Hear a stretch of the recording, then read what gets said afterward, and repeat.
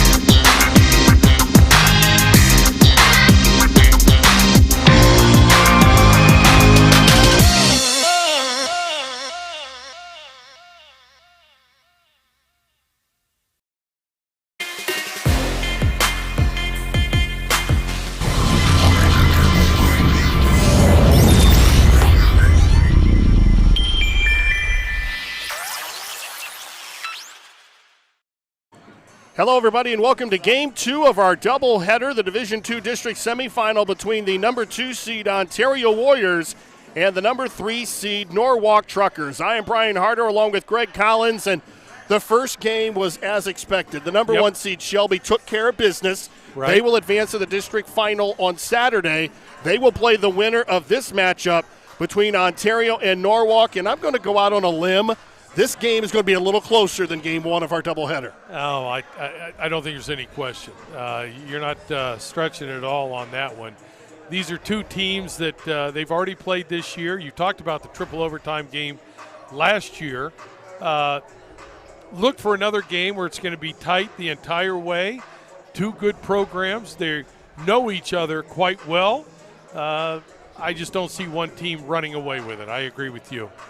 Ontario 17-5 overall in the regular season. They were MOAC runners-up. Norwalk at 16-8.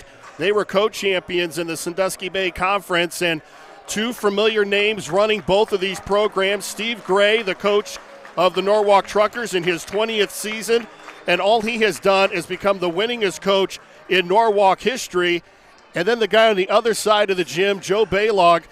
What can you say about Joe that hasn't already been said? 36 years at Ontario, 598 career wins. He's in the State Hall of Fame, and he's looking for 600 wins, and he can do that if he can wrap up a district championship. But right now, he's got a tough task in front of him in the Norwalk Truckers. Well, there's no question. And both teams have something in common. Both coaches have had great success in tournament runs, so they're used to being here. But their teams, not as much, obviously, as the head coaches have. Steve Gregg with the Norwalk Truckers won the school's only state championship back in 2014. That is something, as you look at the career of Joe Balogh, that's the one thing that has eluded him is that state title. Well, and I'm sure he would love to have one, but when you get close to 600 wins, he's had a lot of success. He's put out some quality basketball players, quality basketball teams. He's had some big basketball wins. But, yeah, I'm sure like any coach, he would like to have – he's had a state appearance. He would like to get a state championship. And you look at longevity, and I don't know if anyone in North Central Ohio has done it better than Joe Balogh. And to me, when I look at the program from the outside, it really starts at the junior high level, and he really has a good feeder system and develops players coming up. Yeah, I don't think there's any question. I think both of these coaches know how to do it the right way. They're good friends, so I'm sure they copy a lot of the same techniques that make them successful, and that starts with the younger levels all the way through to the varsity. Well, the keys for tonight's ball game is when you look outside and you see bright stars, you're going to see stars in the gym as well, and the team that really controls that can really set the pace. Yeah, I think, and both coaches know this, but if you can contain the other people's stars, and when I talk about stars, here's two teams that both have two players each that on any given night can go off for big, big nights. Obviously, if you're Ontario, we're talking about Schaefer and Kurtz, and Schaefer being a 1,000-point scorer this season. Obviously, he's had some big nights, and Steve Gregg knows that. For Norwalk, you know, you're talking about Chapin and Gellenhausen, and Chapin is, over 100 starts for Norwalk. So whichever team can slow down the Stars is going to have the advantage. Well, and when you do that, if you're then the team that is having your star taken away, you got to have other guys to pick up the slack. Right. Who's going to find the other scores? There's going to be opportunities for those other players to score. Who's going to take advantage? And the third one that I put down was make free throws, and that's because of what you alluded to, Brian. It's going to be close, so you got to make your free throws. We're going to pause now for the playing and singing of our national anthem.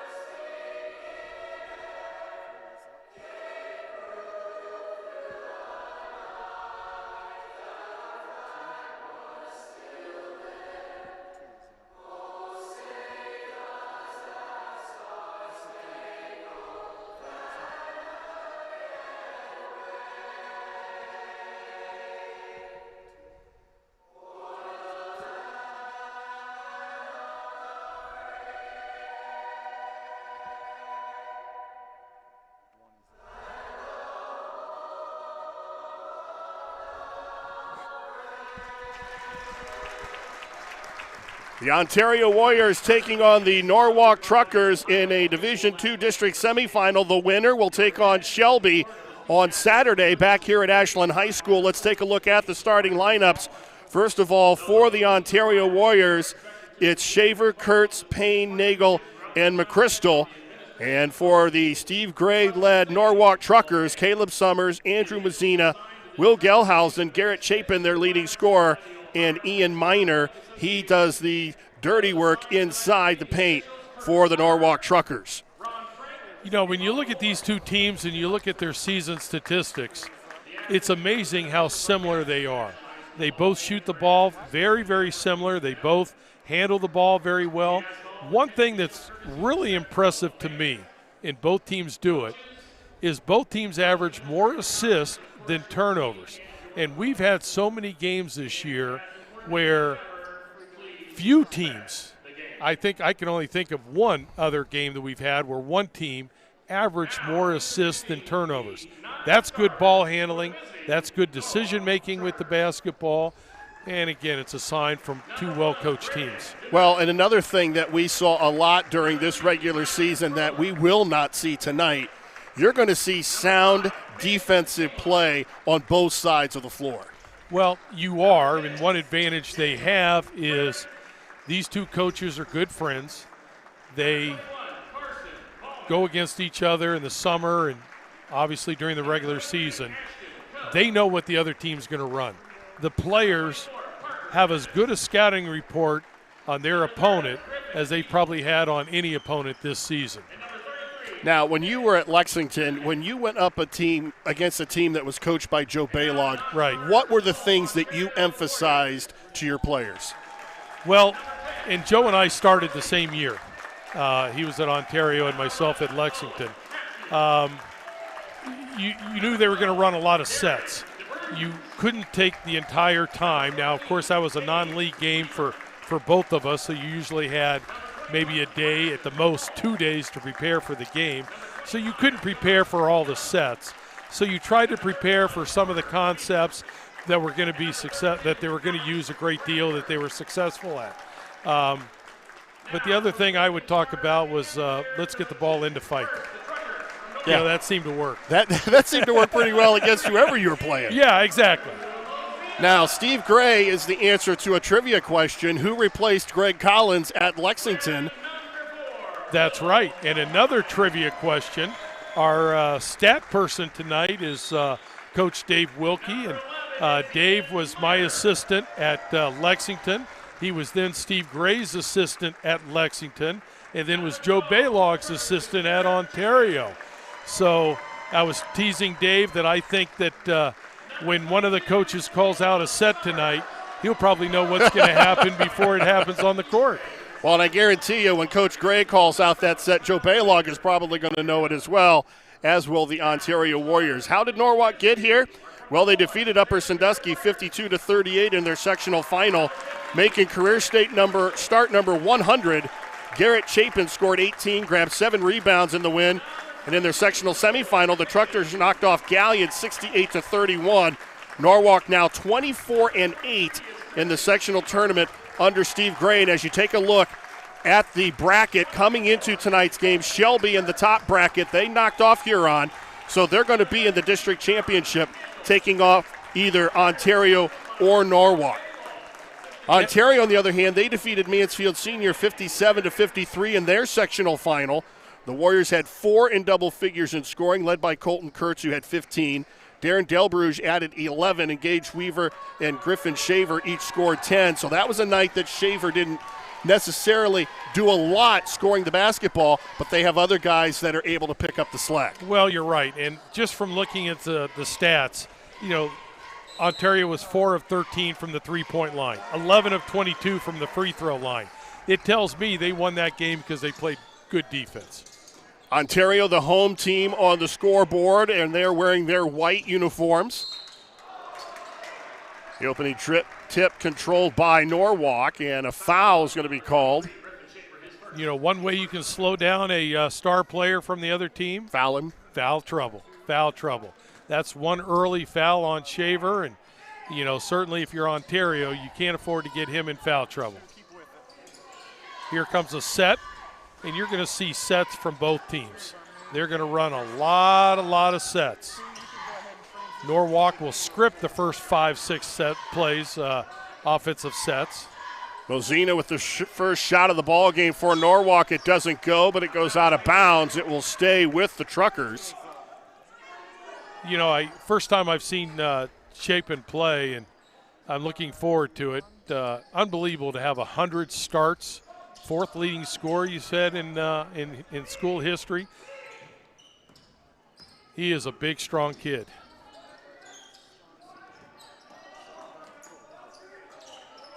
This promises to be I would say, a lower scoring game than we saw in game one of our doubleheader.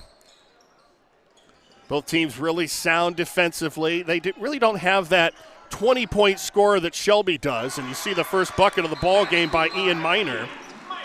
Well, we talked about somebody else coming through and scoring. Well, Ian Miner is someone that averages, just under 10 just points under a 10. game. So he has the ability, and that was a good shot. Here's our first look at Griffin Shaver, the senior.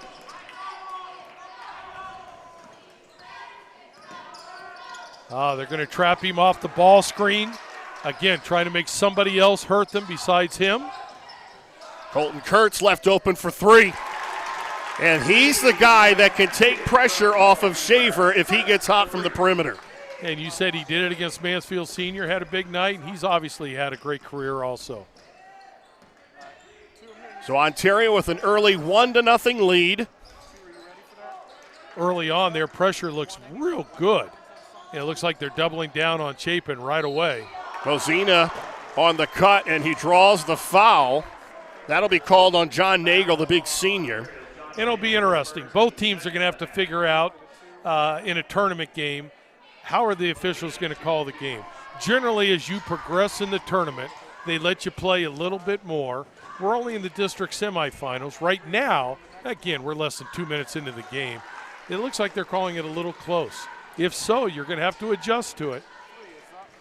Different officials than the first game, and I thought in the first game they let them play. They did. I thought they did. Mozina gives Norwalk an early 1-point lead. You can see Norwalk right away is trying to do whatever they can, denying the ball to Schaefer. Looks like they're playing off anybody else without the ball, but Schaefer, they're going to deny even when he doesn't have the basketball, and then pressure, and they doubled when he did get it on a ball screen. Long three in the air by Kurtz, and he's got 2 threes in the first quarter. And he is all of the offense so far for the Ontario Warriors. And that one was deep. It was a good, clean look, but it was deep. But he stepped into it with confidence. Have an off-balance shot in the lane, and a foul is going to be called on Ontario. Their fans do not like it. Neither does Coach Balogh. He thinks maybe the offensive player was Will Gellenhausen was a little bit out of control and maybe tripped. But, again, so far it looks like they're calling it a little close, which means if they're going to continue to call it close, take the ball to the basket. Be strong with it. Pick up the fouls. Gellenhausen makes the first one. He's their leading scorer, averages 15 a game. Chapin right behind him at 14.5. I think Chapin was, the MVP of the conference, and Gellenhausen was also first team. These two teams are full of first-team conference players, as was Shelby.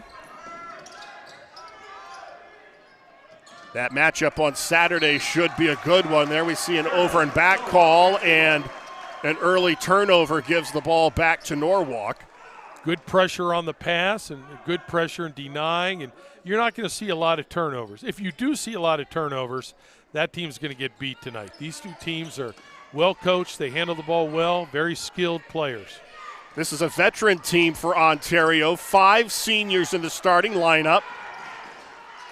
So they have played a lot of basketball for Joe Balogh. Of course, Shaver and Kurtz really came onto the scene early in their career as underclassmen, and you could tell that they were going to be impact players when they were seniors.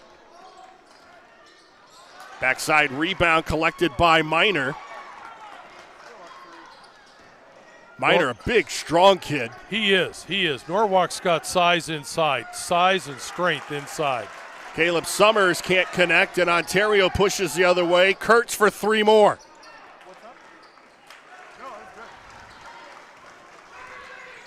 So far, it looks like Ontario wants to run maybe a little bit more than Norwalk. I think with the size advantage inside, Norwalk would love to just spend the night pounding it in.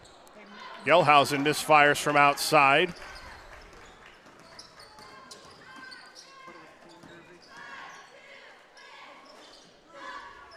Shaver sets a screen to free Kurtz. And Kurtz with another misfire, and here come the Truckers. Inside to Mozina, who's tough attempt, can't find the bottom of the net. Going underneath the basket, that was a tough shot. Zach McChrystal had nothing but the bottom of the net. Unfortunately, it was just the bottom of the net. So we're tied at 6, 3.5 minutes to go in the opening quarter. You can see early on that Norwalk's really trying to get the ball inside, pound it in, for obvious reasons, where Ontario is happy enough to shoot the perimeter shot. Caleb Summers again with another miss. Both teams have gone cold here. Kurtz, that time he had his feet set. He is 3 for 4 from three-point range, and the miss, he did not have these mechanics, and he is just on fire here in the first quarter. He's got all 9 of Ontario's points, and they're up by 3. And he's obviously a very capable shooter, and I think what Coach Gregg is not happy with is it was a catch and shoot.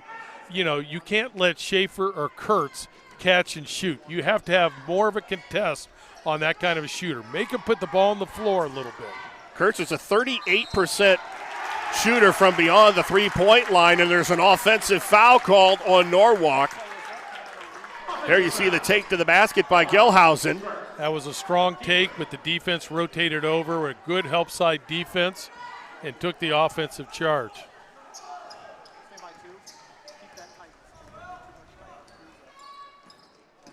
Again, it's nice to see more fans in the stands for this game, and Minor with a block.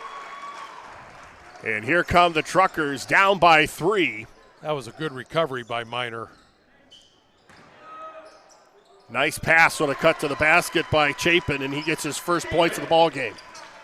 But it was a good move. I mean, he didn't have the shot when he first caught it, and he used a power dribble to get a better shot opportunity, get his balance. Shaver has not scored yet. Again, that was good contest of a mid-range jumper. And Norwalk right away trying to get the ball inside. Nice step back. And Chapin now starting to heat up. He's got 4, and Norwalk up by 1. Remember a player, Jack Sigma? He used to have a great step back shot, and it looked just like that. You see a good contest right there, close out with a high hand. Nice cut to the basket by Del Bruges, doesn't go. But Ontario with another opportunity. Long 3 by Kurtz. He's got the range going in the first quarter. Because you're right, that was a long shot. It was a long closeout for Gelhausen. He just couldn't get there on time. So Kurtz, there you see him well behind the arc, but again the mechanics. Nice arch, had his feet set straight up, and he's got 12, all 12 of Ontario's points.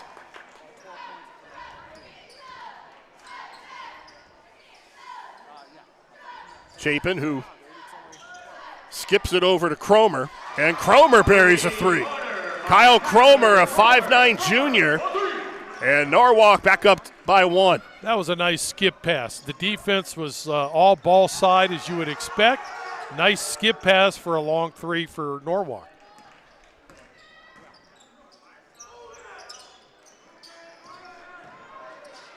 Del Bruges with a nice take to the basket. And Ontario back up by 1. And I think that's their first points on a take to the basket. Everything else has been, a 3 by by Kurtz. How many lead changes do you think we're going to see tonight? We could see a bunch.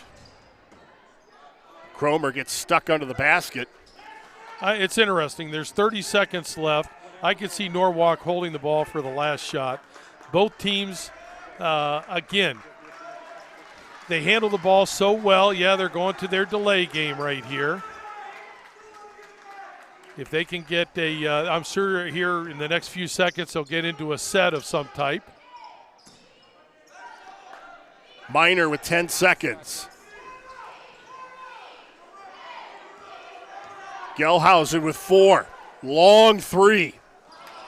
It rims out, and Ontario with a 14-13 lead after 1. You're watching Boys High School Tournament Basketball live and free exclusively on the OH Report.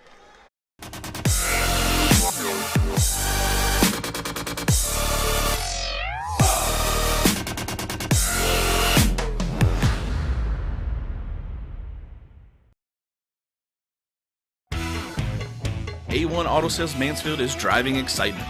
You asked for it, you got it. A 3-month, 3,000-mile warranty on all vehicles. A local veteran-owned dealership caring about the community, providing quality vehicles at rock-bottom pricing. Cars, trucks, SUVs, and vans of all makes and models. No bones about it. Daisy the Doodle says thanks, A1 Auto Sales Mansfield, for making my first-time car buying experience simple. Located at 100 South Illinois Ave, A1 Auto Sales Mansfield is the dealership for you.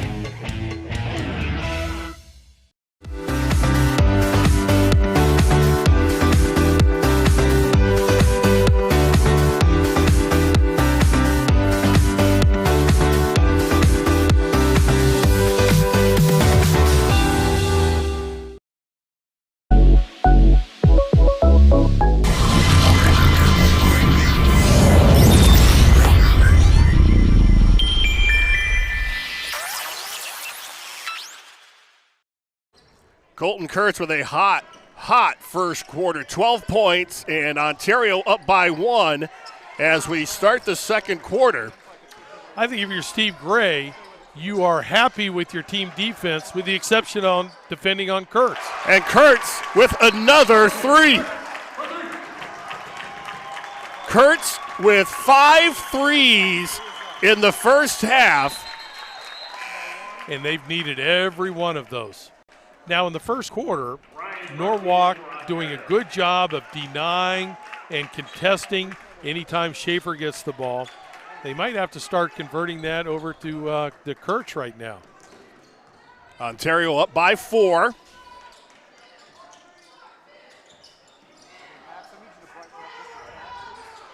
Chapin looks inside, cuts to Gelhausen. Gelhausen launches a 3, and it's controlled by John Nagel. And Ontario's on the run.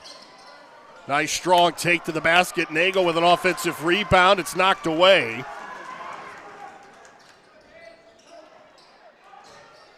Good jump stop right there. Otherwise, it would have been an offensive charge. You can see Norwalk wants to be a little bit more disciplined, a little bit more patient, I should say, than what Ontario. They'll put up, if they have a good look, they're going to take it on transition.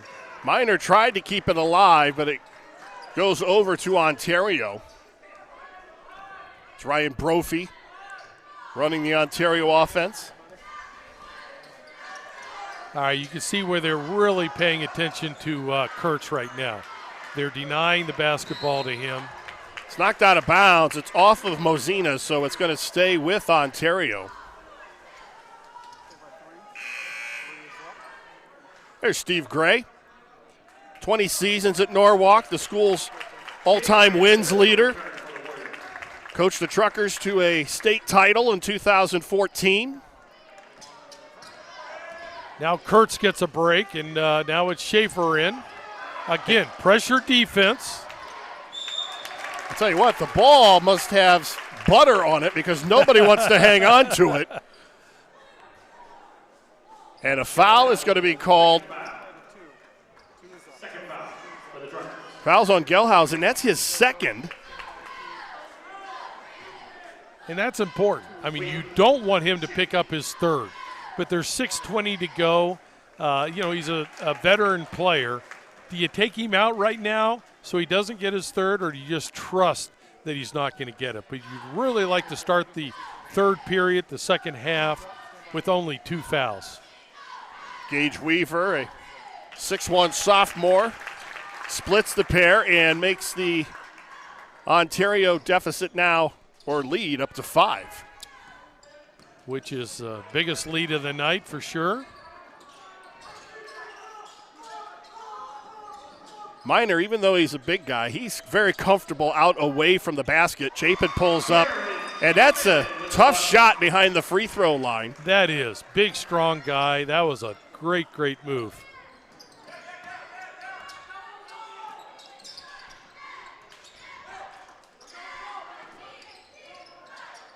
Nagel pushed out off the block, and Shaver loses the handle.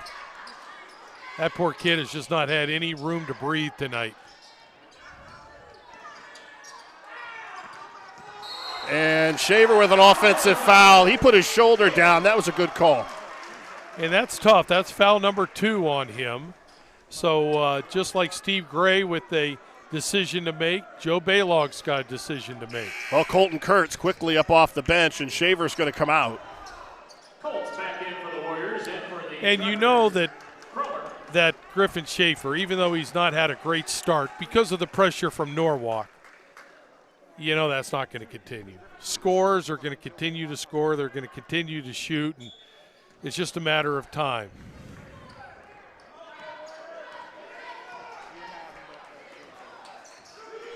Gilhausen picked up by Zach McChrystal. Trying to look inside to Chapin. Miner from the elbow. Good box out that time by number 14, Gage Weaver. Has to box out a big, strong man in Chapin.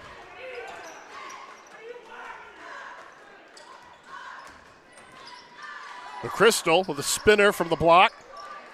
And Nagel's able to secure the offensive rebound. And there goes Kurtz again. And that one was off balance. Nagel with the offensive rebound, but he's fouled. Well, you're right, because now with Shaver out, they're doing what to Kurtz, what they were doing to Shaver, and keeping a man near him at all times, trying to deny him the basketball when he gets it, trying to get right up into his grill, force him to dribble, penetrate, hope that they have defensive help side. That was a quick shot.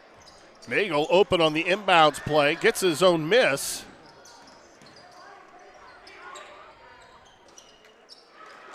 Well, Ontario, we talked about one of the keys being rebounding, and Ontario's doing a good job on the glass. They're struggling to convert. Ball out of bounds, though. It will come back to Ontario. And you would think with Norwalk's size that they're going to dominate the boards. But you're right. Ontario just being very scrappy in there and getting 4 looks at the basket. You know, if you're Steve Gray, you're not excited about that.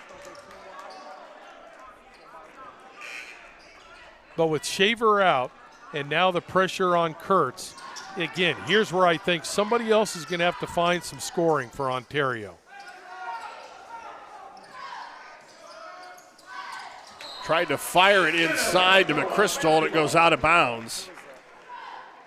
Ontario only has 2 players that average in double figures in scoring. Shaver with almost 17 a game, and Kurtz at 10. Well, Kurtz, of course, well over his average. He's got 15 on 5 threes. Pretty similar to what Pugh did in the first game. But he's done all of his damage behind the three-point line, and the sound defense by Ontario forces a turnover as Cromer coughs it up. That was just good defensive pressure on the basketball, denying off the basketball. If you pick up your dribble against these 2 teams, they're well coached. They're going to give you a lot of problems. Again, who else is going to come and score if you're Ontario? Gage Weaver, the sophomore, hits a 3. That's a big shot. Weaver now with 4, and the lead is now 6. Chapin. He's just too big and too strong. He is. He gets his shoulder square to the basket, takes it up strong. Not much you can do. I have a headset on, and I can hear him communicating. You can see where he's a leader. 100 starts, you would hope he's a leader, and it looks like he is a leader for that basketball team. Well, these are two old-school coaches. I mean, no they're question. about fundamentals and communication and discipline. Another three. Darian Delbruge and the Ontario Warriors now up by 7 with 3:06 to go, and you called it. They needed other guys to step up, and that's what they're getting now. They're getting some offense from other guys in the lineup. Yeah, they are, and Norwalk calls a timeout, and I have a feeling Coach Gregg is over there talking. Number one, they're getting too many looks each time down. 2, 3 offensive rebounds. Ontario is just too good of a basketball team to give them 2 or 3 shots on a possession. They're going to score if you let them do that. And they've taken advantage with the offensive rebounds, and they've scored there. Norwalk is now struggling a little bit at the offensive end. What was a relatively quick start has really slowed down a little bit offensively for both teams. Colton Kurtz with 15 points. And as we said, he has gotten some help. Darian Delbruge, the junior, now with 5 points. Gage Weaver hit a 3. He's got 4. But right away they look to go inside. That's Norwalk's strength, so that's smart.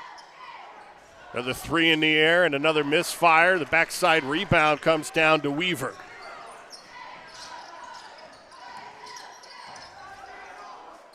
There's Kurtz back in the ball game. And you can see the defensive pressure on him. Ontario doing a good job with ball movement. A little step back from the elbow by Delbruge doesn't go.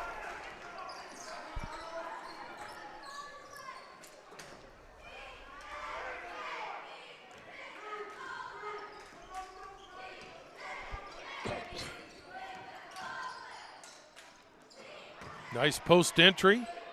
Gelhausen lobbed it inside to Chapin, and there's a miss and a foul on the backside.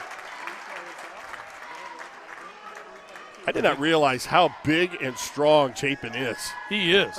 And Gellenhausen's a kid that will hit the boards. But that time, Nolan Payne right in there, got the defensive rebound. Norwalk being aggressive and got the foul. Both teams with 4 team fouls right now.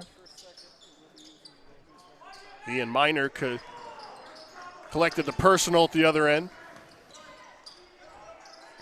Now, if you're Norwalk, you got minute and 45 to go. Gellenhausen, remember, has 2 fouls.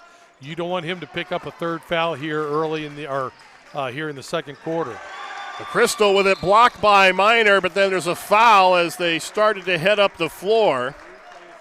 Here we take a look at the defensive block by Miner. The foul was called on Nolan Payne. That's his first. Early on, I thought maybe the officials were going to call it a little close. Now I think they're letting them play a little bit more. Deep Gelhausen shot for 3. And Kurtz with the quick push for Ontario. Tried a little turnaround jump hook almost, but. And he got close enough. That was a good move. Both teams are missing the shots inside 5-6 feet. Ontario with a 24-17 lead, 1:03 to go before halftime. Again, I was wondering early if Coach Gregg was just going to leave Gelhausen out there with 2 fouls. And yeah, he has, and he's not picked up a 3rd. Lob it into Chafin. He gets double teamed right away, finds the open man. He's a good passer.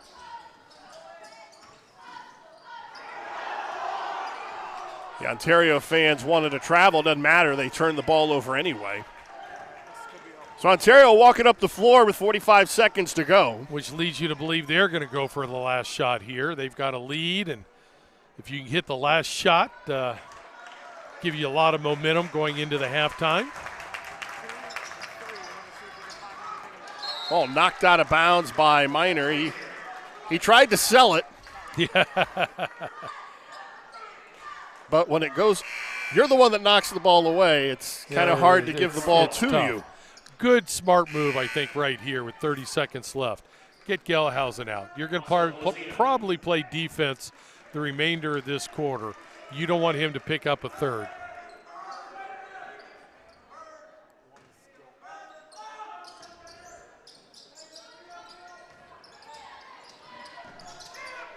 .25 seconds.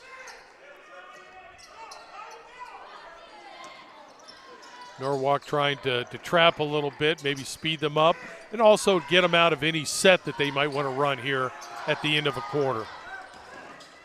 McChrystal with an offensive foul, and Miner is all fired up as he steps in and takes the charge.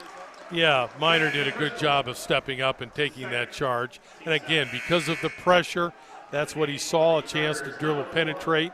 8 seconds left. Now they get Gelhausen back in, do they? They'll put him in for his offense with 8 seconds to go. Push the ball down the court and try to get a good look right here. 4 seconds. Shot fake, puts up a 3, and it falls short. So Ontario up by 7 as we head to halftime. The winner of this game will take on Shelby for a district championship on Saturday. You're watching Boys High School Tournament Basketball live and free exclusively on the OH Report.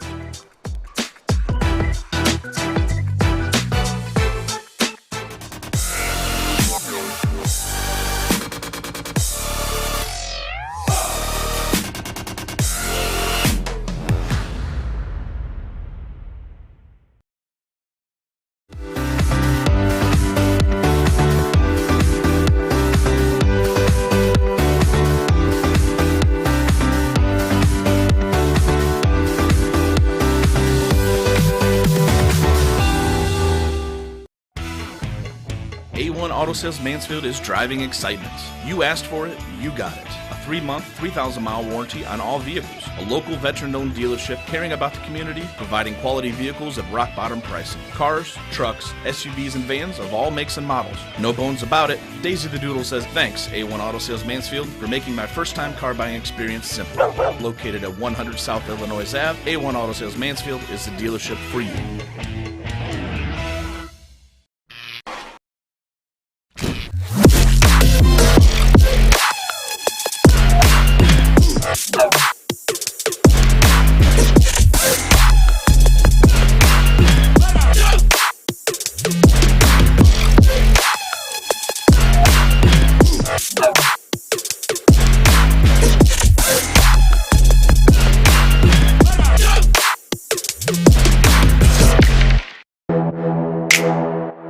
No paywalls, just live sports, exclusively on the OH Report.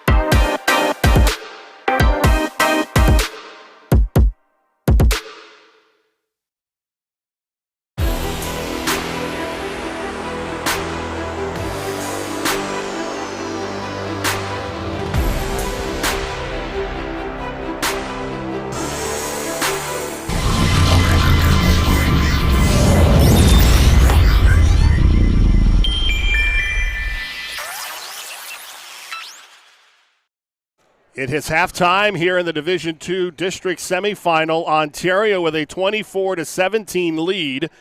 The winner of this game will take on Shelby Saturday night at 7 o'clock right here on OH Report for the district championship. And right now, Joe Balogh and his Warriors coaching staff, they're up by a touchdown. They are. It's certainly I guess we would say, a defensive ball game. I don't think either team is shooting the ball extremely well, but both teams are defending the other team's star players, with the exception of Kurtz getting some open looks early and knocking him down and doing a pretty good job. Let's take a look at the halftime numbers, and we're not going to see any real eye-bulging numbers. 7 threes, though, might be the one that sticks out for me for Ontario, led by Colton Kurtz, who, by the way, leads all scorers with 15 points on 5 3-pointers, and so far he has been the difference in the ballgame. Well, he's playing awfully well, and because Norwalk came out and was denying and doing such a great job of concentrating on Schaefer, he has gotten some open looks. At least he did early. Now, when Schaefer went out, especially when he got his second foul, but when Schaefer went out, now Norwalk was able to do that same type of pressure against him. It was tough for him to get open looks from then. So this is a game that we knew was going to be a lot closer Right. than the first game that we saw tonight. So this is a game where both sides, you really have to minimize mistakes. Well, you do. You do. And, you know, both teams have just 4 turnovers. That's not a lot of turnovers, but you're going to have to take care of the basketball. You're going to have to find other ways to score. Ontario did a much better job on the offensive boards than what Norwalk did, so that gave them some extra opportunities. But both teams in that second quarter, well, heck, let's call it like it was. It's 10-4 second quarter. Not a lot of scoring. Really good defense, yeah, not suffocating defense, though, but good defense. Both teams had some shots inside that they didn't convert, but, you know, 10-4, I think, you know, if you're Coach Balogh, you're saying, you know, we're up 7 and, you know, Schaefer is yet to get hot, you know, so, and he gets to start this third quarter with only 2 fouls. So they probably feel pretty good about that. So if you're Steve Gregg, what do you want to do defensively? Do you do anything in particular against Kurtz, or do you just continue? Because when he's had contested shots and hasn't gotten his feet set, he has not been the shooter that he was when he's able to get all of his mechanics down and get a good look at the basket. Well, and again, Norwalk was able to do that when Schaefer was out. Does Norwalk have the ability to put 2 players, one out on Kurtz, one out? It doesn't have to be a triangle and 2. It can be, but it just, you know, the other 3 guys will be giving a lot of help. But having somebody just not letting Kurtz get any breath, not letting Schaefer get any breath, do they have the ability to do that? If not, maybe you got to start this second half with that type of pressure on Kurtz and see if Schaefer gets hot.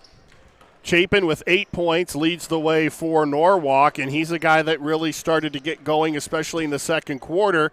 You've got him, Miner, and Gelhausen, so you've got 3 guys offensively for Steve Gregg that you can look to as you try to get back into this ballgame. Well, and I think Norwalk, when they had their success in the first half, they were certainly pounding the ball inside, and if it wasn't Chapin trying to score, he was finding the open player outside. Certainly when he catches the ball near the basket, and he's big and strong, does a good job of pinning.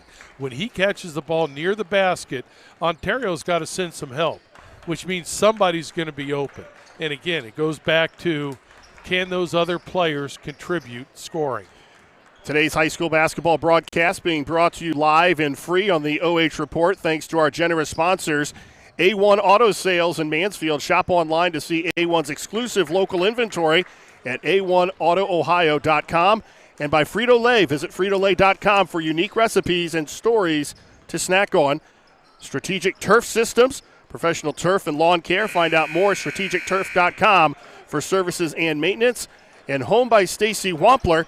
Find new real estate listings by following Stacy on Facebook or by visiting her website at the link for this post. And by Sutton Bank. Contact Sutton Bank today for PPP lending and see if you pre-qualify. Go to suttonbank.com for more information. Brian Harter, Gregg Collins, we've got a good one here as we head to the second half. Ontario 24 and Norwalk 17. The winner advances to the district championship to take on Shelby, who defeated Huron in game one rather convincingly. And I know the Shelby Whippets were sticking around here, and I asked TJ Pugh if they had a preference of who they wanted to play, and of course he gave the solid, we really don't care. They've got to have a lot of confidence. If they play Ontario, they've already beaten them twice this season. Right. So they look at this game, and they're just trying to get – obviously they have seen enough of these teams as well, especially Ontario. And they beat Norwalk also, but, they're relatively good basketball games, at least final score-wise. So whichever team wins tonight, I think it's going to be an outstanding game on Saturday. When these two teams played earlier in the year, Norwalk won at 58-46. I'm not sure we're going to get that high of scoring today. Good start by Norwalk, though. Mosina comes out and hits a field goal, makes it a 5-point game. There's Kurtz with his 15 and a foul away from the ball on, looks like it's going to be on Norwalk. And again, it's Schaefer coming off an off-ball screen. It looked like maybe it was a pin down, and Norwalk not wanting to give him any space. They're doing the same thing to Kurtz. So it looks like they have two players, one out on Schaefer, one out on Kurtz, and the other three players are just going to be in help defense, and when their man gets the ball, give a little contest. Ball thrown towards Joe Balogh. Unfortunately, he's not wearing a uniform. And it results in a turnover, and he's looking over going, hey, I'm not part of the offense here. You kind of get the feeling you know what he's saying, even though he has a mask on, Yes, Joe Balogh is one of those coaches who wears his emotions on his sleeve. Yeah, yes, he does. Looks like a little flex action right now, and then with a post entry. Another a shot taken by Mosina, and three bodies hit the floor on the rebound try, and it's going to stay at this end. And that was all Ian Miner. And I thought Miner did a good job in the first half of at least going after the offensive board, getting a hand on it. That time he comes down with it and gets fouled. Chapin off the inbounds play. It bounces over the front of the rim.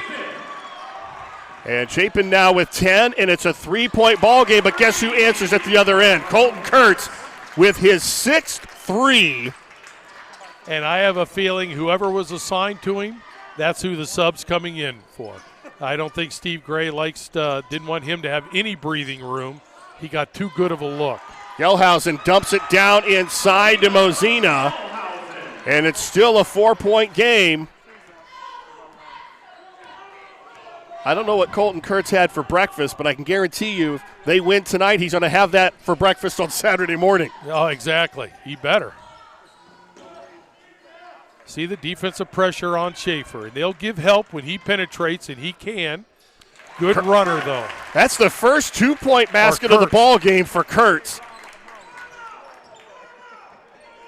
He now leads all scorers with 20. He has 20 in Norwalk. Oh, they're going to call the block. And I think that was a little bit close. He was maybe a little hand checking, got there a little bit late. But that was a good move by Kurtz and a good sign for Ontario because, again, it looks like Norwalk, and I can understand it, they're trying to get a hand up. They're trying to pressure Kurtz out on the perimeter, and he did a great job of penetrating and couldn't get all the way to the basket, but a good floater in the lane. Zach McChrystal practicing social distancing, going all the way up into the stands. Ontario up by 6. And Norwalk calling another set. And obviously they're going to run a lot of sets. It looks like a pin down. Chapin tried to force it inside to Mosina, and the Truckers turn it over. Ontario comes up with a loose ball and a nice run out. Delbruge with a nice jumper from the perimeter. And the lead is back up to 9.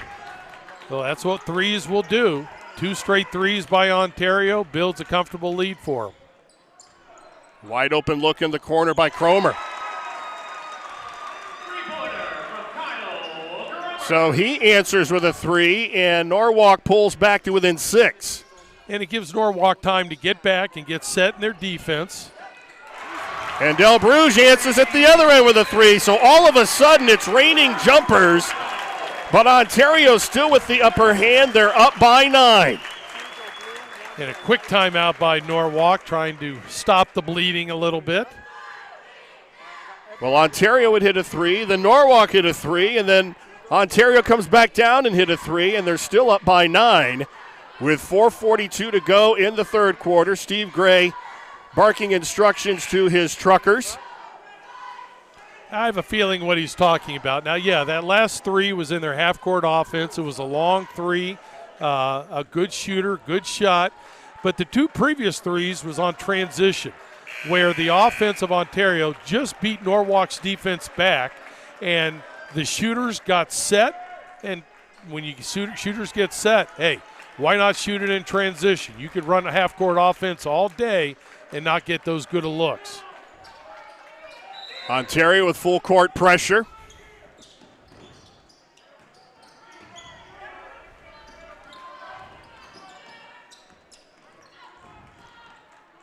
Kyle Cromer does a nice job of getting the ball up against Shaver.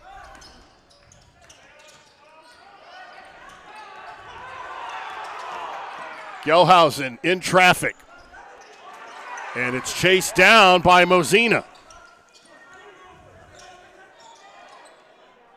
Miner with a nice jumper from about 10 feet.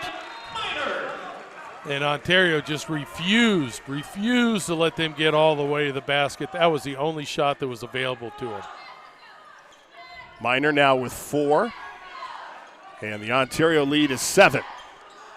Kurtz has it blocked by Miner, his second of the ball game. It goes out of bounds, and it will go to the other end of the floor.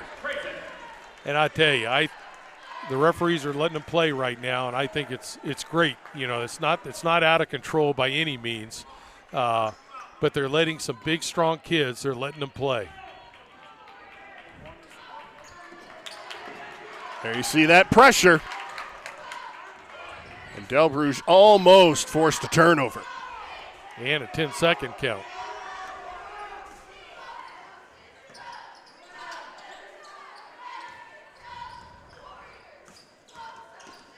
And Gelhausen throws it away, and Ontario gets it back and will look to add to a 7-point lead with 3:27 to go in the third quarter. Brian Harter, Gregg Collins from Ashland High School. We've got a good one here. Game 2 of our doubleheader. The winner to take on Shelby on Saturday for a Division II district title. And a 7-point lead is a good lead right now, which looks like it's not going to be a very high-scoring game. It doesn't look like either team's going to get to their average.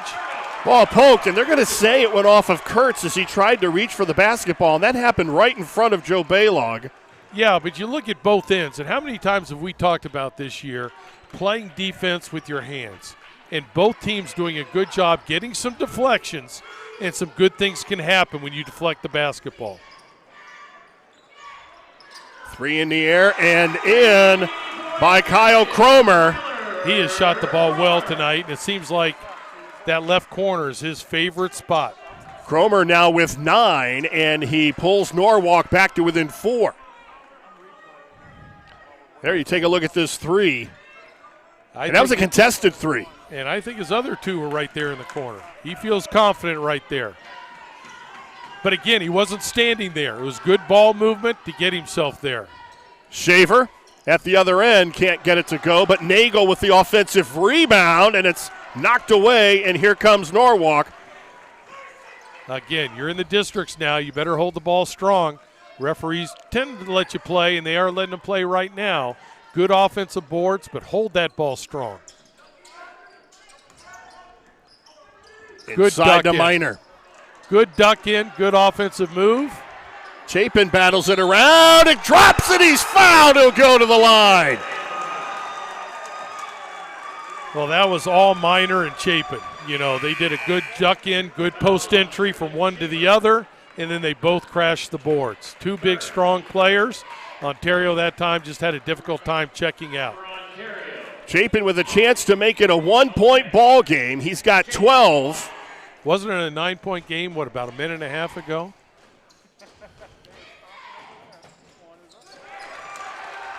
Ontario 35, Norwalk 34.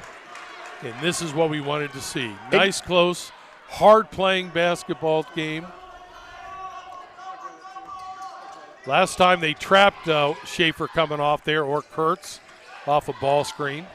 Weaver, and they're going to call a foul away from the ball on, looks like it's going to be on Minor. Well, I think they did it on the ball. I think it was a reach. He just was pointing that maybe the ball's going to be out of bounds at the baseline. And that time it was just a little bit too much hand checking on the arms, and that was a good call.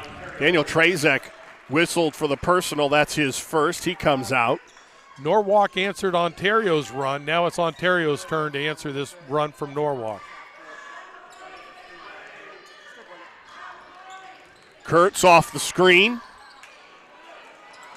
And Chapin clears the rebound. And here with just under 2 minutes to go, they have a shot to take a lead. And they're going to come down, run a set.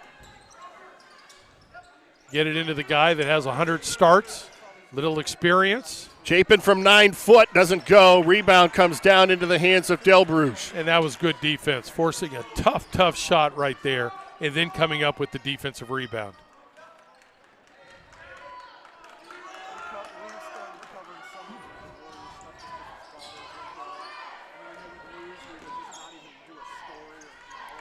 Good pressure by Norwalk right now, on the ball and off the ball. Kurtz almost drug that pivot foot. With a minute to go, I don't know if Joe feels comfortable enough to hold to the last shot. Delbruge with a 3 doesn't go, and it comes down into the hands of Chapin. And one of the few times Norwalk is out on the run. Minor open for 3, and we've got an injury. The basket's going to count. And this does not look good.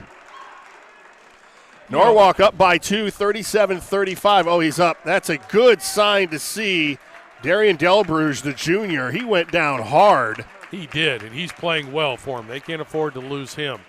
But at the other end, that was a big shot by a guy that's a big, strong kid who's capable of shooting a three-point shot. Shaver is going to come back in. They're going to take a look at Darian Delbruge, the junior. And I'm going to go out on the limb and say this is the first lead for Norwalk since early in the first period. We had a few lead changes there at the beginning of the ball game, and then Ontario took control in the second quarter. Led by 7 at the half. 20 seconds left. Joe wants to go for the last shot, but this is not an easy team to hold the ball against. No, it's not. But they have them spread, so they should be able to get a good look if they are able, and it's down under 10, and they have the ball right in the hands of a shooter. Shaver attacks the basket. It's nice tipped tip. Up and in by Ryan Brophy. Basket by Ryan Brophy. And then we have a whistle on the inbounds. And it was just a confusing play because it was just tough. Because number 10 let me make sure I have that right. Yeah, because he went out of bounds. As he was trying to come in, he just ran into the young man taking the ball out of bounds. Thus the foul. A tough call, but 0.8 seconds to go, and that's only 2 team fouls, or 4 team fouls. They're going to get Shaver out, and that will do it for 3 quarters. The lead evaporates. We're tied at 37 as we head to the fourth quarter. You're watching Boys High School Tournament Basketball live and free exclusively on the OH Report.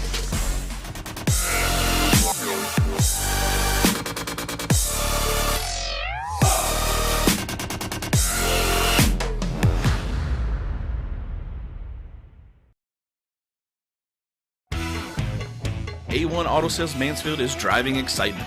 You asked for it, you got it. A 3-month, 3,000-mile warranty on all vehicles. A local veteran-owned dealership caring about the community, providing quality vehicles at rock-bottom pricing. Cars, trucks, SUVs, and vans of all makes and models. No bones about it. Daisy the Doodle says thanks, A1 Auto Sales Mansfield, for making my first-time car buying experience simple. Located at 100 South Illinois Ave, A1 Auto Sales Mansfield is the dealership for you.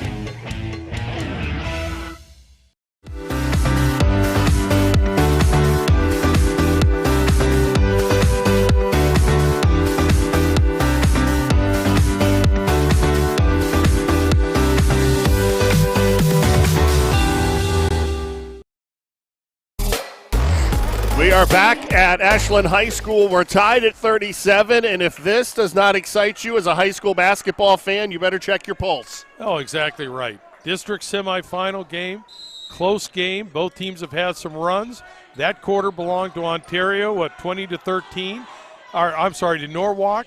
And here's Norwalk that scores 4 points in the second, but comes up with 20 here in the third. Other players starting to do their job. Well, you knew this team was not going to go away. Miner with another block, and he has really been a defensive presence inside for the Truckers. He has. He's done a great job inside. You can see where Norwalk has the advantage inside the paint.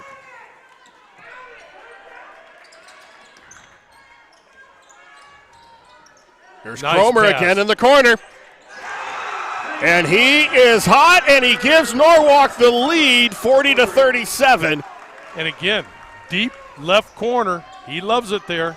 He now has 12. Left wide open for three at the other end, but another rebound comes down to Miner, and now Norwalk looking to add to a 3-point lead. And I could see them trying to pound the ball inside. Good things have happened when they get the ball into Chapin and let him decide what to do. He's a good passer. There it is. They got Gelnhausen inside posting up. Inside to Miner. Or Miner, rather. Uses his strength inside. Good offense by Norwalk. Miner with 9, and the Norwalk lead is up to 5, and Joe Balogh has seen enough. And I think that's a good timeout. That's what his team needs, a timeout right there. I don't think he's happy. I think he feels maybe it was an offensive foul inside the paint, that last move by Miner. But right now, neither team looks like they're going to get to the 1-on-1. Only 3 team fouls for Norwalk, 4 for Ontario, as we're at the 6:37 mark of the ball game. And you can feel the momentum shift over to Norwalk at the about the midpoint of the third quarter. Right. They started to knock down some shots. Going inside to Miner. Yeah, exactly. They hit the offensive boards. I still say, though, when they're able to get the ball to Chapin, whether it's at the top of the key, you saw that last skip to the corner for the shot. He makes such good decisions with the basketball. Now, I guess you expect that for a guy that has 101st career start. This is his 101st career start. That's that's amazing to me. But he makes such good decisions. Put the ball in his hands. Ontario's got to defend him with 1, maybe 2 players, and let him find the open player. And the other guys, they're scoring for Norwalk right now. Chapin is going to continue his basketball career at Ohio Northern. I hope he's ready for some winners. Of course, I guess Norwalk, maybe they do, but it's flat as can be up there in Ada, Ohio. This is where Ontario, they need a basket. I'm sure Joe has a set that he wants to feel comfortable with coming out of here, but they need to stop the bleeding. Going to call a foul on Mozina as he was guarding Kurtz. Fouls on Mozina, his second. That's only his second, only the team's third, so they can still play aggressively.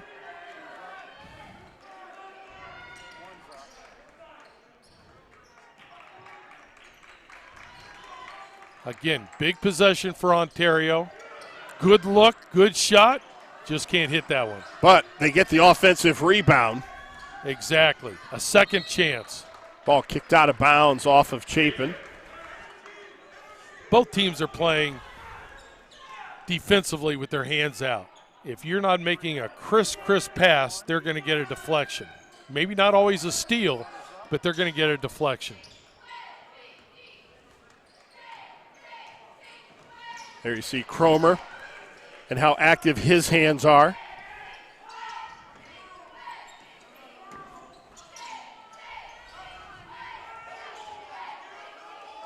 Looking for a post move right there.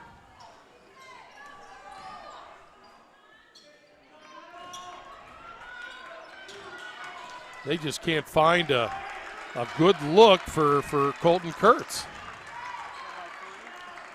Shot fake inside. They bounce it into Nolan Payne. Nice strong move inside to draw the foul. I don't think Chapin thought it was a foul, but then again, if you watch the NBA, none of those guys ever fouled. Oh, no. Payne averages about 5.5 a game. He's a 55% free throw shooter.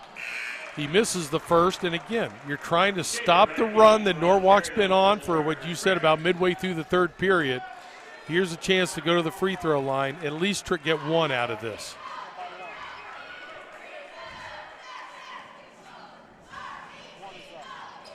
And Payne splits the pair and makes it a 4-point ball game. John Nagel back in as Nolan Payne, the big senior, will sit down.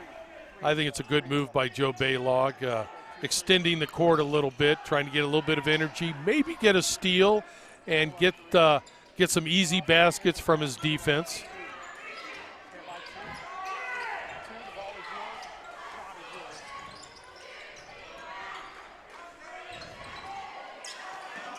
That's a scary pass, cross-court pass. Well, and then Miner threaded the needle into Chapin. Chapin gets his own miss, but Miner's there to collect the basket on the backside. I think Chapin got that pass just because of his strength. He just grabbed it away from everybody. Kurtz with a long three. It rims out. In and out. He was close to Joe when he shot that. Do you think Joe said, shoot it? Go ahead, shoot it. Oh, hey, he hadn't had too many good looks this half. Off balance shot by Gelhausen. And the lead is up to 6.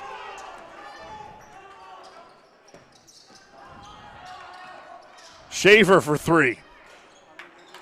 Nothing's falling for him right now. Well, that was an off balance shot by Shaver. 46-38. Norwalk up by 8. And I could see them continuing try to, good defense right here. Get a little run out, chance to get their pressure, full court pressure a little bit.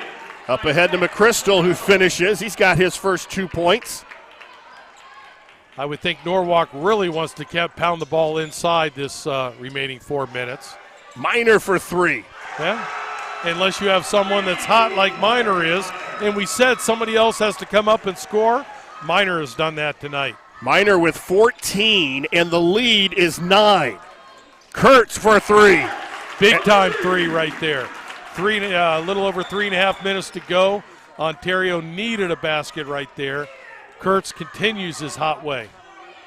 There you see he comes off of a nice screen. And able to bury the jumper and pull Ontario back to within 6. Ball out of bounds. It will stay with Norwalk. Both teams have 4 timeouts left. I'm sure if Norwalk gets trapped in the backcourt, Steve Gregg will try to use a timeout. But Ontario, with only 14 fouls, hey, get up there and pressure. And that's what they're doing. They got to force the action right there, cause a turnover. Well, that's because of defensive positioning by Kurtz and Gage Weaver. And he stepped on the sideline. Steve Gray didn't like the call, but he was right there, had pretty good position himself. He didn't argue too much. Well, Molly, the referee, made one of the coaches happy, and that's the best you can do. Again, down 6. Get a good shot this time. Obviously, Kurtz still has the probably the hottest hand of any Ontario Warrior.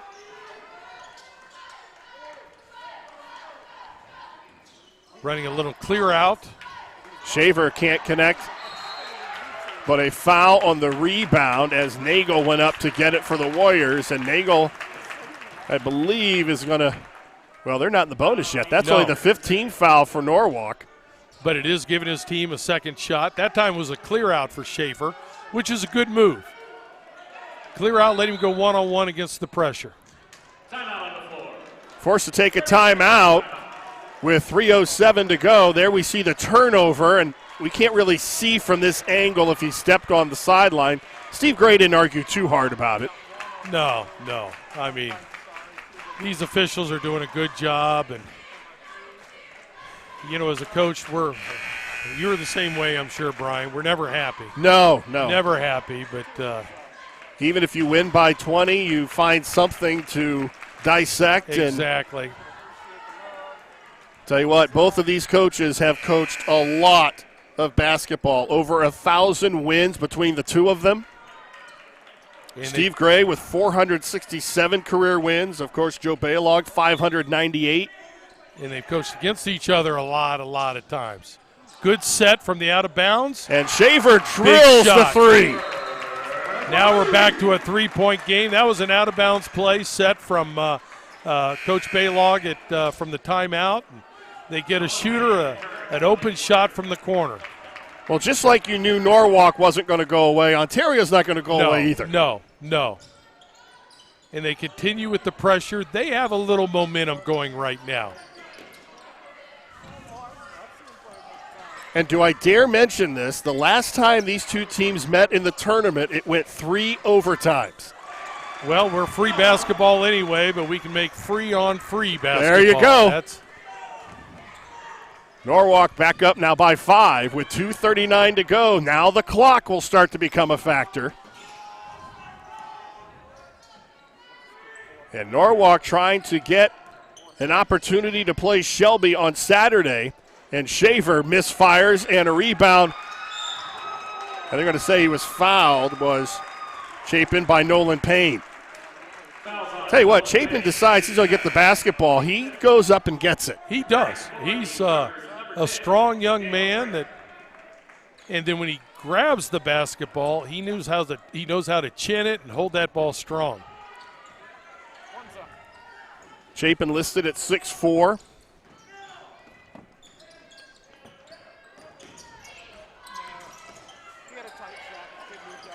Got to get the ball over. There they go. Just barely hit the 10-second mark. He's got great hands. Right there is an example. And then who's on the boards? Minor. Ontario smacks it away. Now with 2 minutes. Good look. McChrystal for 3. And Norwalk now with a 2-point lead and a 30-second timeout taken by Ontario. And the Warriors draw to within 2. Well, we said other players are going to have to step up here, and that time McChrystal with a big 3 from the corner. You don't want to be down 2 possessions under 2 minutes and have Norwalk have the basketball. So that was a big shot. Norwalk, they finished the regular season 16-8. They were 10-2 in the Lake Division of the Sandusky Bay Conference, sharing the conference title with Tiffin Columbian. Ontario they finished runners-up in the Mid-Ohio Athletic Conference. Well, if you're Ontario, you certainly don't have to gamble right here. Your ball pressure is good enough. There's no way Norwalk can hold the ball, or I'm sure they won't even try, 1:53. You can just play sound defense, and if I'm Ontario, try to take away the inside as much as possible. Force a perimeter shot from somebody, if at all possible. They tried to go inside to Minor, ball on the floor, and what are they going to call? I think he got a timeout. So Ontario's going to get it back, down by 2. They'll take a full timeout with 1:43 to go. Now Ontario with only 1 timeout remaining. Norwalk has 3, each team with 5 team fouls. So neither team in the bonus. We have not seen a lot of free throws tonight by either team. No, we haven't, but I still contend. I put down as the third key, knocking down your free throws. I still contend it's going to come down to the free throw line here. Whether it's a shooting foul or whether one team gets to the one-on-one bonus, or, should I say it, if we go 2-3 overtimes? Well, our producer is sitting here saying we're almost done, but we're talking about overtime, so you never know what can happen. That's because of all of us. Adam's the one who works the hardest. So he's probably tired. I think I'd like to see 2 or 3 overtimes. I wouldn't mind it. I've been sitting here the whole time and just holding a pen. Ontario down by 2, 1:43 to go. Joe Balogh and the Warriors looking for career win number 599. And does Ontario come out with a set? I'm sure they come up with a set, but who's going to be able to get the best look out of this set? Looks like it's going to be a clear out for Schaefer for a one-on-one. And Shaver misfires, and Gilhausen with a big rebound for Norwalk. And he's just not on tonight. And I don't know if it was the early fouls that have done it, but, a good set play right there, good shot, just not falling for him. Shaver with a quiet 3 points inside to Chapin. He misses a layup, but Miner there to pick it up. Wow, look at that. That is what you call pounding the offensive glass. Now, before all that happened, not too many people could catch that pass that Chapin just caught inside. But then he and Miner just went. That's a rebounding drill. A rebounding drill, exactly. And then finally Miner finishes. He has 16. And I'm guessing that's what the guy in the khakis is talking about. That's like a tip drill that we do in practice. Yeah. And I think they're reminding him, now it's not a tip drill. You're allowed to score this. And a lot of times in practice, as you know, we would put a bubble on the basket. So you can't score. So you're being aggressive, going after the offensive rebound. And that's why you do that in practice. So the hole is a little deeper for the Ontario Warriors. They are now down by 4 with 1:02 to go. And I think it was a good timeout by Norwalk, only because, in my opinion, Ontario's had the most success when they've been able to get on transition. And after a basket like that, Ontario's going to get it in quick and get the ball up the court, try to find a shooter for an open shot. This gives Norwalk time to get back, get set, and get into a defense. Yeah, it gives Ontario time to get a set offensive play, but it gives them time to get back and get set defensively also. Each team with 5 total fouls, so neither team in the bonus. We're under a minute to go. And the Norwalk defense, an offensive foul is going to be called on Zach McChrystal. That was a big-time stepping in to take the defensive charge on that one. Well, and guess who did it? Ian Miner. Yeah, he's had a great game, Now, if you're Ontario and you're going to have to foul if you don't get a quick steal, who do you want to foul? Who from Norwalk do you want to send to the free throw line for a one-on-one? Miner wisely holds up. And now we're going to start sending Norwalk to the line. That's the second on Kurtz and the 7th team foul on Ontario. And I have Daniel Trazik, is it, as a 64% free throw shooter. So you could tell he felt comfortable. He wanted to get fouled. Miner, though, with an offensive rebound. But a turnover. And McChrystal pushes the other way, and he's going to be fouled. He wasn't able to convert. That stops the clock. They can get 2 points, though, with no time going off the clock. He's fouled by Gilhausen. Yeah, I feel good because I said still going to come down to free throws. Well, Norwalk missed theirs. Ontario right now has to hit theirs. A one-possession game. Pressure on Norwalk. Now, again, if he just hits one, it's still a one-possession game. Maybe go for one steal in the backcourt. If you don't get it, you're going to have to foul. McChrystal, a 61% free throw shooter. He's got 5 points on the night. And he calmly splits the pair. It's now a 3-point game. And Steve Gray told the official to be near him because he wants to call a timeout if they get in trouble, and he does call a quick timeout. Timeout on the floor. So 27.5 to go. We're going to put you in both huddles. You're down 3. You're Joe Balogh. What are you telling your Warriors? Well, you know, I hate to do it, but, you know, Daniel Trazik missed his last free throw. If he catches the ball, I think we foul right away. Otherwise, there's 27.5 seconds left.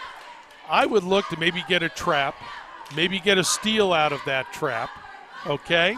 And then if you don't, then you're going to have to foul. Now, what you have to remember, there's no 5 count in the backcourt. So if someone like Chapin catches the ball where you're not going to take the ball away from him, he could hold it for close to 10 seconds and call a timeout. But who do you want to send to the free throw line? If you're Norwalk, obviously you're trying to set up the inbounds to get the ball to your favorite free throw shooters. Each team now with 1 timeout. Norwalk with a 3-point lead. 27.5 seconds to go. Now, Ontario, if they're going to deny, they're putting a man on the ball. If you're Norwalk, do you throw a baseball pass? Do you send it deep? No, they don't. They get it into Chapin, and Chapin is going to be quickly fouled.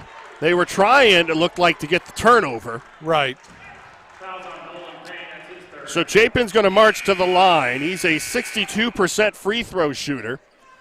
But he's got over 100 starts in his belt, so, yeah, that's not a bad guy in a district semifinal to put at the free throw line. He can make it a 2-possession game here. And he calmly drops it into the basket. It's now a 4-point cushion for Norwalk. And if you're Ontario, you want to get the ball down the court and get the first good look. If you have a good look 3, take it. If not, take it strong to the hoop. I think they're going to call Gelhausen over the back. And that's going to send Ontario to the line. That's not what Norwalk wanted. So now we'll march to the other end. And most importantly for Ontario, no time is going off the clock here. Well, exactly. These last 2 possessions, there's been less than 5 seconds go off. If you're Ontario, yeah, you want to extend this game as long as you can. A lot of dead balls. If you're Norwalk, no.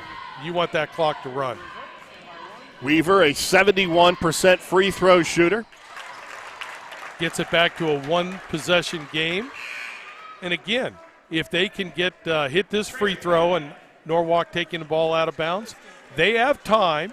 If a good free throw shooter catches the inbounds, go for the trap. Try to cause a turnover on the pass. He makes them both. It's now a 2-point game with 21 seconds to go. Both teams now in the bonus. Both teams with 1 timeout. Ontario face guarding.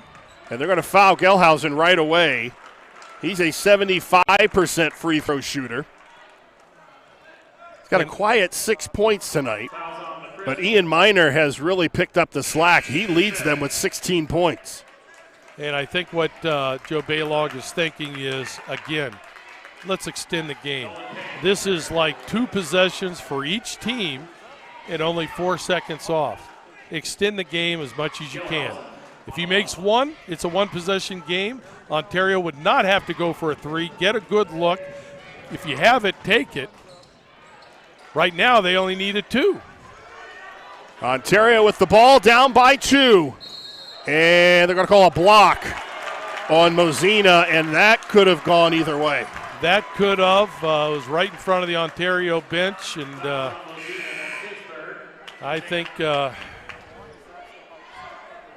Balogh would have been all over him if it went the other way. Shaver, an 86% free throw shooter. He's got 3 points on the night. And he makes the first one, and he can tie it up with the second one. Now if you're Ontario, because Norwalk's in the 1-on-1, do you give full court strong pressure, or do you just give passive pressure right here in a tie game? We're tied at 54, 15 seconds to go, and it's going to boil down to this. Who can execute in the final 15 seconds of this ball game? And we talked earlier about not making the big mistake. Well, you're right. You're right. We talked about free throws, not making a big mistake right here. I think the biggest mistake so far was on the missed free throw by Norwalk, fouling a free throw shooter previously. That stopped the clock, gave Ontario a chance to go to the other end of the court and shoot 2 free throws. Right now, though, if you're Ontario, what kind of pressure? They got back in this basketball game by face guarding, denying, but if you do that, again, it's high risk, high reward. Or do you just play passively and try to deny, especially the ball going inside to a couple of the big dudes like Minor and Chapin that have done damage in there? 15 seconds left. Norwalk would love to run a set, I'm sure. Ontario's going to keep them out of every set they can, I'm sure. 15.4 seconds to go. The fans are up on their feet. Coach Wilkie, who knows these guys very well, calls for 2 down, which would be a backdoor play. Let's see if Norwalk's able to get into that. Ball inbounded to Cromer. Under 10. Trazik in the lane. It's up. I could have sworn I heard a whistle. Well, I tell you, the referee almost called a timeout for Ontario, and they're out of timeouts. Ontario player called for a timeout, but the Norwalk coach said no. Well, as we said, the official said no, or otherwise it would have been a T. As we said, the last time these two teams met in the postseason, it went triple overtime. We are headed to the first overtime. They're going to put 2 more minutes on the clock. And in that game, Norwalk won. That was back in March of 2019, 52-48. He did.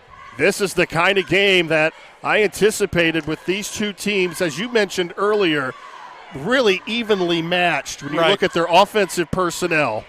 Right. You look at their stats. Now, they go about it different ways. Ontario more perimeter-oriented. Norwalk, I think, would like to pound the basketball inside. The one thing, once Norwalk got that 6-point lead under a minute and a half, 2 minutes to go, they were not able to pound the ball inside. Now, a lot of it was Ontario maybe fouling and sending him to the free throw line, and Norwalk not able to capitalize on it. But again, now as we start this half, or this quarter, this 4-minute extra period, both teams still, well, I guess Norwalk would be in the double bonus if they catch the ball, but I'm sure Steve Gray would like to see the ball pounded inside. But I'll tell you, regulation didn't end without a little controversy. No, it didn't. It looked like Ontario tried to call a timeout. The referee was ready to call it, which would have been a technical, but he waved it off. I thought I heard a very quiet whistle. But we're going to go to extra basketball. And what we thought they were going to run at the end of the period, they ran 2 down right there, which was a backdoor play. They didn't get it, but a nice drive. Cromer, who has played well beyond the 3-point line, gets 2 there. He's got 14. Well, he caught the ball in the left corner where he's been hot, so they had to run at him. And Norwalk back up by 2. They get the offensive rebound, and now they can be very patient at the offensive end. And I'd be surprised if they do anything but pound it inside right now and work their offense from inside out. Ontario with 1 timeout left. Norwalk with 2.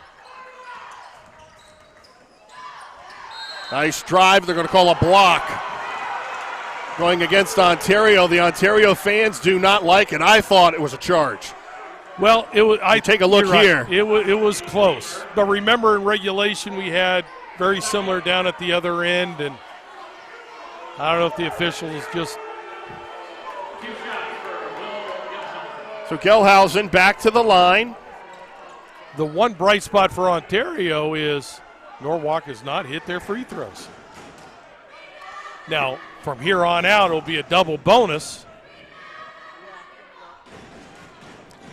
Gelhausen with 6 points. He's 9 below his average. A 75% free throw shooter. I guess I take that back. They're checking. The referee called for a 1-on-1. I think they're checking the book. All right, the board was wrong. It is a 1-on-1. I guess the board had 9 fouls on Ontario previously. Well, there's still a question. Yeah, the board had 9. But the board's not the official. That is correct. So they're over talking to the official scorer. And now they have both score books, the kind of comparing. The gentleman with the hat on is Tom Watson, who is the official scorer. Then you have the gentleman with the Ontario book and gentleman with the Norwalk book. They didn't realize they were going to be such essential parts of this game, did they? No. Either way, it's freezing the shooter, and it looks like it's going back to 2 free throws. Tom Watson whistling and indicating 2 foul shots will be rewarded or awarded.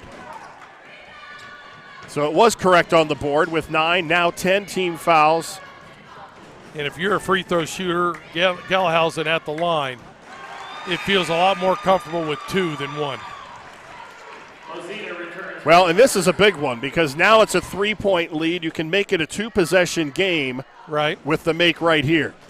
You're right, but a lot of time left. Over 3 minutes to go, a lot of basketball left. Ontario just worked to get a good shot. It's been tough going this half. They're going to call a push as Shaver was trying to turn the corner on Kyler Cromer. And, boy, you couldn't ask for anything better if you're Ontario. Send a good free throw shooter to the line. They've been to the line a great deal in the last couple of minutes of regulation and here early in the first overtime. Shaver, notice I said first overtime. 86% free throw shooter. He's had a quiet night offensively. That's only point number 6. And you got to give him credit. Yeah, he's not had his normal night from the field, but he's gone to the line. He's hit 3 straight free throws. Here a chance to make his 4th. And he pulls Ontario back to within 2. And again, Ontario with pressure. Norwalk, I'm sure, wants to get the ball inside.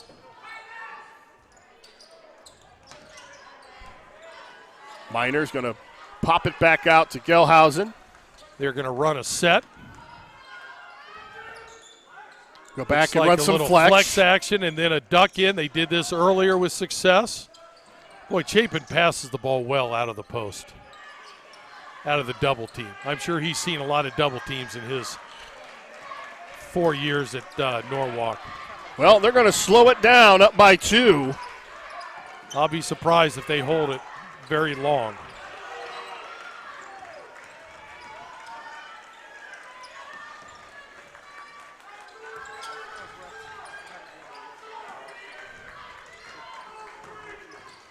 Chapin pulls up from about 12. It doesn't go. Kurtz with a big rebound for Ontario. A 3 takes the lead again. Nice pull-up jumper. Shaver ties it from the elbow. 58 all, 150 to go. And as you talked about, he hasn't had a big scoring night, but he has scored when they've needed him to. Right, he hits those 4 free throws, probably gave him a little bit of confidence. Gelhausen, that's a tough shot in the lane, and Norwalk up by 2 once again. That was contested. That was a tough shot, high on the board. Kurtz for 3. And the backside rebound and a big one pulled down by Payne. Brian, you could tell these players are pooped. Shaver ties it again at 60 with 1:12 to go. But they're playing on adrenaline right now. They are. They're on fumes and just trying to get to the district finals. Gelhausen wide open for 3. Oh, big-time shot. Big-time shot. Good crossover to get the defense off of him, and big-time 3 right there with now under a minute to go. Ontario, again, does not need a 3. Get a good shot. And Shaver has really come on in this overtime. Ontario does not have to foul, right away at least.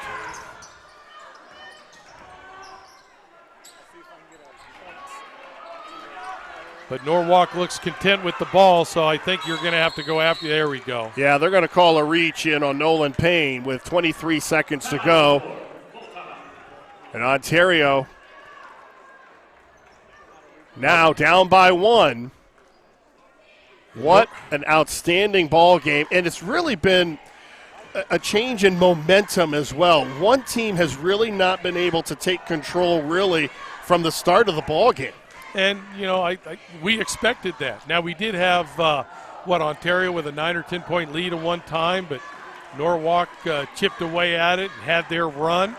It seems like this period, it's been back and forth where much of the second half, teams have had 4, 5, 6-point runs, and then the other team would counter with it. Shaver has come on. He has 13. Colton Kurtz with the big start really got them going with all of the threes. He's got 23. Ian Miner leads Norwalk with 16. And Schaefer's getting hot with the pull-up jumper. If you're Norwalk, I'd be concerned, make or miss on this, especially on miss, Ontario transition. They're finding shooters on transition on Norwalk. A little slow getting back. Oh, I guess it was a timeout before a foul. I'm wrong. So how is Ontario? They're obviously going to have to foul soon after an inbounds play. Both teams with one timeout, and they're going to foul Miner. And they're lucky they got a foul on Miner. As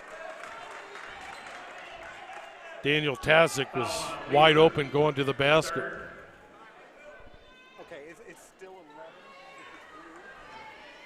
So Miner will go back to the line. Again, he's a 74% free throw shooter.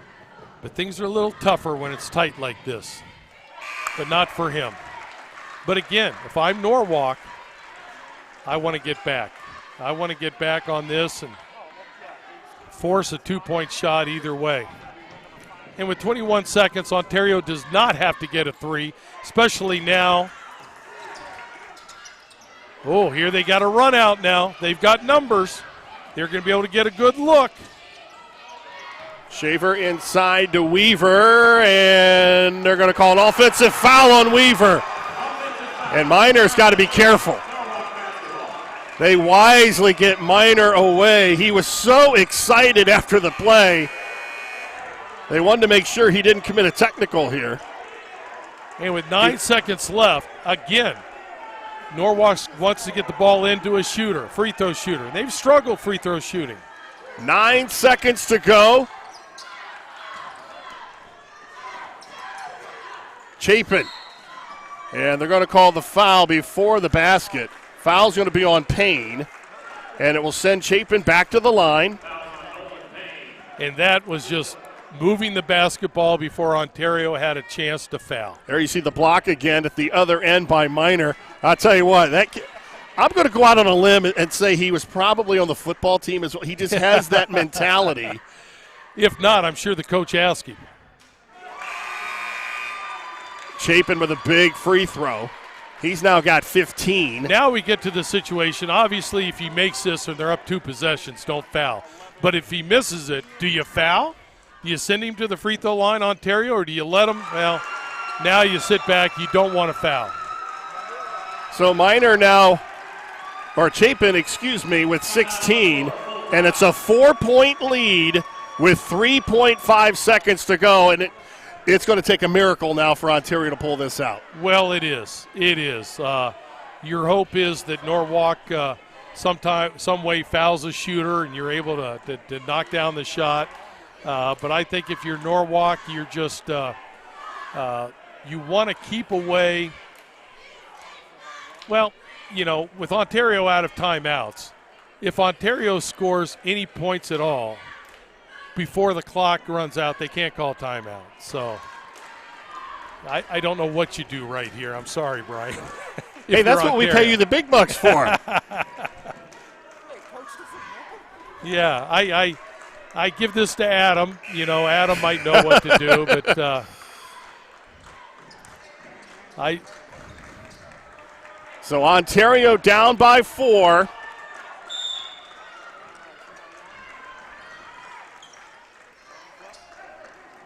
Looks like an old football play. Kurtz is going to launch a 3, and that's going to do it. Norwalk will advance after a hard-fought 66-62 win in overtime over the Ontario Warriors. We'll be back to wrap it up after this. You've been watching boys high school basketball live and free exclusively on the OH Report.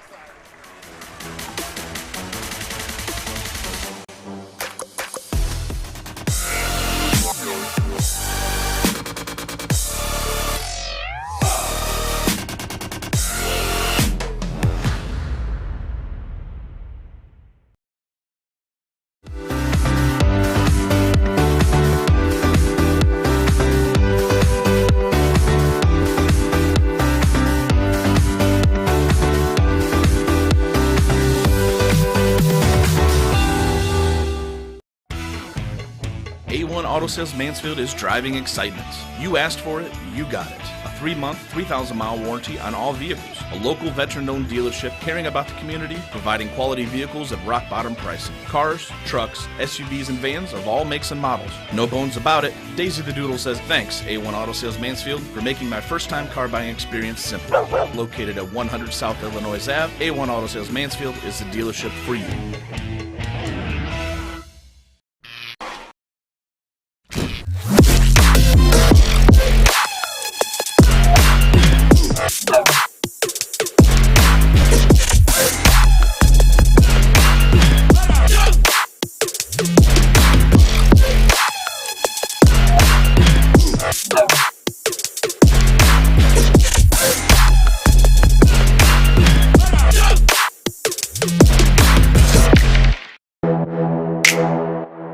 No paywalls, just live sports. Exclusively on the OH Report.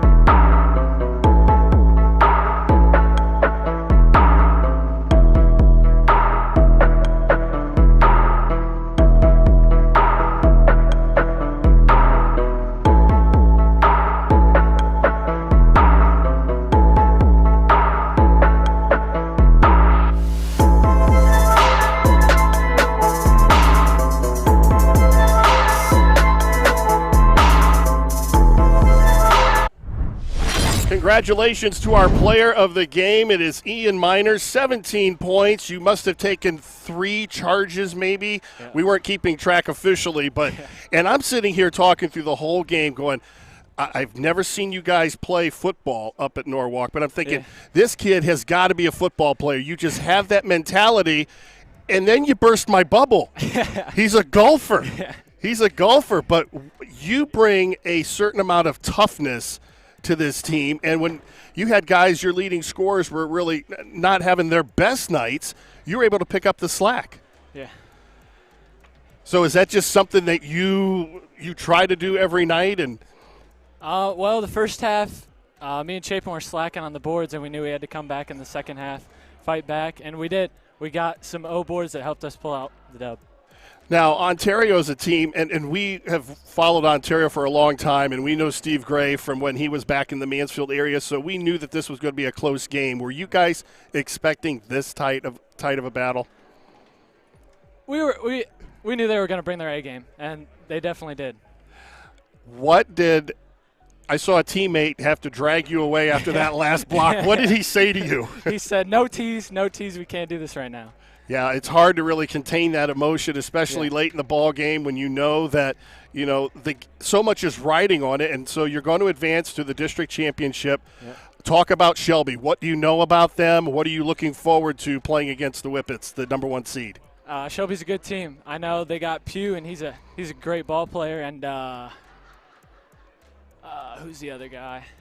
Cody Lance. Yep, Cody Lance. That's a duo. He wears your number. Yeah, he does. So we'll have our hands full. But so do you think you might draw the defensive assignment on Pugh? Maybe. I don't know. I'll probably take care of the big man, and if he comes in the paint, I'll try and stop him. Well, congratulations on a big win, and good luck. We'll be back here on Saturday, so good luck against Shelby. Thank you. I appreciate it. I couldn't have done it without my teammates either.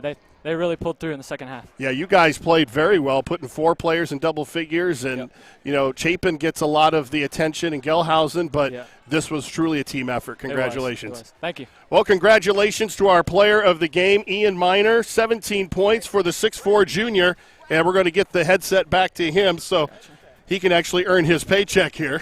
Now listen, I'd rather listen to him. Maybe you can have me the energy come Saturday night? I'll bring some. Tell Coach Gray to just let you sit back and relax a couple of days.